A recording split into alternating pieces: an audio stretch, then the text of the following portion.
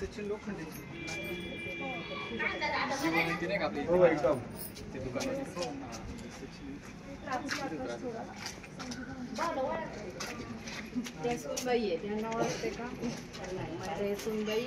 ताईंना थोडंसं बाहेर घे ना.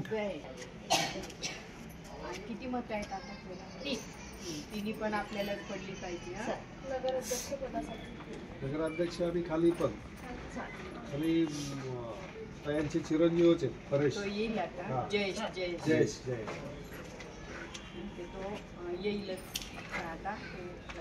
परत एक राऊंड होणार आहे. जयेश नक्की आपलं इथं 2 मतदान करायचं.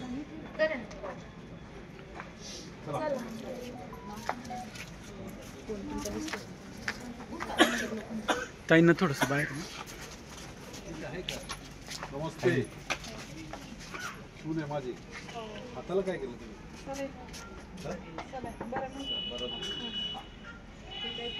ऑपरेशन झालं मला सांगितलं मला सचिन. बरी आहेत का? किती मत आहेत आपली?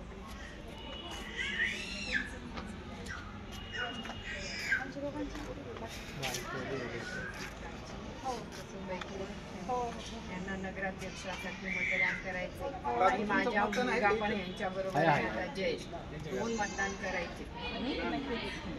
सगळे काम करणार आहे. तुम्ही पाहिलं आम्ही मतं मागायच्या अगोदर कामं केली पाहिजे. ऑफिसला आलं का नाही आलं?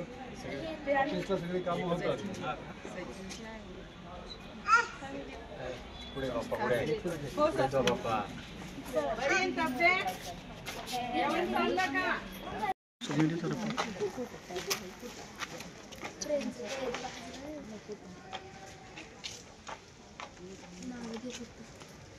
मॅडम या इकडे.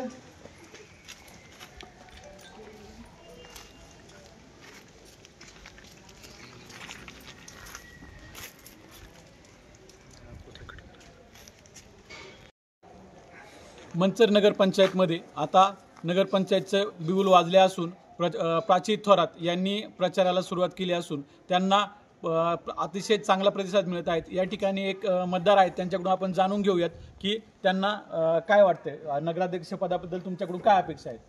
आम्हाला आता ती प्राची जी आकाश थोरात आहे ती उच्च शिक्षित आहे आणि आम्हाला अपेक्षा शास्त्रीबाऊंनी त्यांची चांगली कामं केली आहे. तो त्यांना वारसा तो आलेलाच आहे आणि त्यांच्याकडून आम्हाला असं वाटतं की त्यांच्याकडून चांगली कामं होतील. त्याच्यामुळे आम्ही त्यांना पूर्ण पाठिंबा देतो.